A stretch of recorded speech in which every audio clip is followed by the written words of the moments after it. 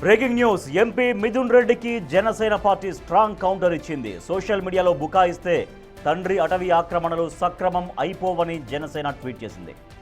1968లో Mangalampeta forest gazette ప్రకారం 76 ఎకరాల భూమి 103 ఎకరాలు ఎలా అవుతుందని ఎక్స్ వేదికగా జనసేన పార్టీ క్వశ్చన్ చేసింది. అడవిని ఎలా కబ్జా చేశారో మీ తండ్రి రామచంద్రారెడ్డిని అడగాలంటూ ట్వీట్లో పేర్కొన్నారు. కబ్జా చేసినంత ఈజీ కాదు చట్టం నుంచి తప్పించుకోవడం అనేది. కాసేపట్లో మీ కబ్జా చిట్టా అందులోని పండ్ల తోటల వివరాలు బయటకు వస్తాయన్నారు.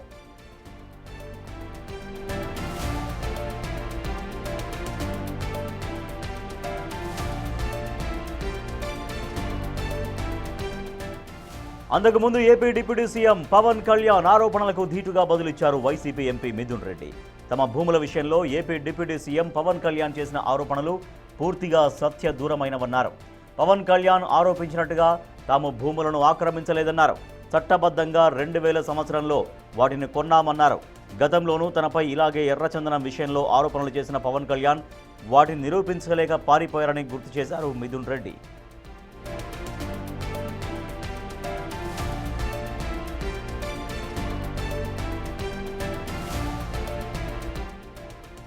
తాము 2000 సంవత్సరంలో పవర్లో లేము అన్న విషయాన్ని పవన్ కళ్యాణ్ గుర్తించాలన్నారు. అంతేకాదు తాను చేసిన ఆరోపణలను పవన్ కళ్యాణ్ నిరూపించాలని, లేదంటే క్షమాపణ చెప్పాలని డిమాండ్ చేశారు మిథున్ రెడ్డి.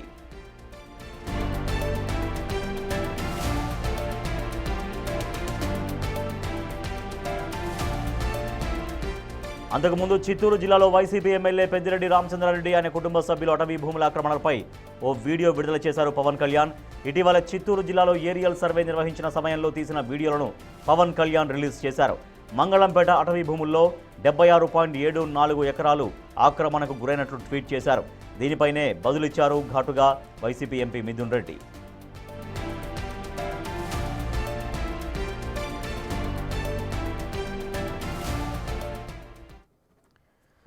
పవన్ కళ్యాణ్ చేసిన ఆరోపణల పట్ల వైసీపీ ఎంపీ మిథున్ రెడ్డి తీవ్రంగా రియాక్ట్ అయ్యారు. పవన్ కళ్యాణ్ చేసే ఆరోపణలు పూర్తిగా సత్య దూరమయ్యామని మిథున్ రెడ్డి మాట్లాడుతుండగా జనసేన కూడా చాలా స్ట్రాంగ్గా కౌంటర్ ఇస్తోంది. ఖచ్చితంగా ఆధారాలతో సహా పూర్తిగా నిరూపిస్తాం మీరు చేసినటువంటి ఆక్రమణకు సంబంధించి అంటూ వైసీపీ కూడా జనసేన కూడా రియాక్ట్ అవుతోంది. మా ప్రతినిధి శివ మరింత సమాచారం ఇస్తారు. ఎస్ శివ, అటు వైసీపీ అటు జనసేన అంటే మిథున్ రెడ్డి వర్సెస్ జనసేనగా మారింది అటవీ భూముల ఆక్రమణకు సంబంధించి. సో ఏం జరిగింది, ఎటువంటి ఆరోపణలు పరస్పరం చేసుకుంటున్నారు ఈ సమయానికి? మొత్తం మీద చూసుకుంటే నిన్న ఈ రోజు కూడా డిప్యూటీ సీఎం పవన్ కళ్యాణ్ శేషాచలం అడవుల పర్యటన చేసిన తర్వాత ఒక్కొక్కటిగా వీడియోలని జనసేన విడుదల చేస్తుంది. జనసేన అధినేత డిప్యూటీ సీఎం పవన్ కళ్యాణ్ ఈ రోజు ఒక వీడియో విడుదల చేశారు.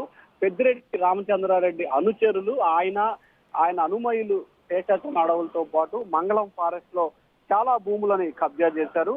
దాదాపుగా 76 ఎకరాల భూమికి సంబంధించి కూడా కబ్జా చేసినట్లు ప్రాథమికంగా గుర్తించామని చెప్పి జనసేన ట్విట్టర్ వేదికగా కూడా ప్రకటన చేసింది. అయితే దీనికి సంబంధించి ఎంపీ మిథున్ రెడ్డి చాలా ఘాటుగా రిప్లై ఇచ్చారు. ఎర్రచందనం మాదిరిగానే ఇటువంటి ఆరోపణలు చేశారు.